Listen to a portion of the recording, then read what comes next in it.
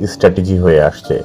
বন্ধুরা, আর্মি এবং পানির মধ্যে এই পাওয়ারফুল কম্প্যারিজন sun tzu শত শত বছর আগে করেছিলেন, কিন্তু আজ 21 শতকে ভারতকে দেখে মনে হচ্ছে যে ভারতের এবং sun tzu এর মতো মিলিটারি দার্শনিকদের চিন্তাভাবনা খুব ভালো করে লক্ষ্য করে এগিয়ে যাচ্ছে।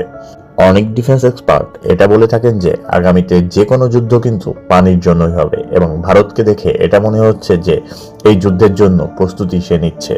জি বন্ধুরা, সাম্প্রতিক একটি রিপোর্ট অনুযায়ী ভারতের রিভার গঙ্গা এবং ব্রহ্মপুত্র নদীর উপরে একটার পর একটা মেগা ড্যাম বানিয়ে সাউথ এশিয়া এবং সাউথ ইস্ট এশিয়ার ইকোনমি এবং ইকোলজির উপরে একটি নিজের হাইড্রো হেজিমনি ক্রিয়েট করেছে।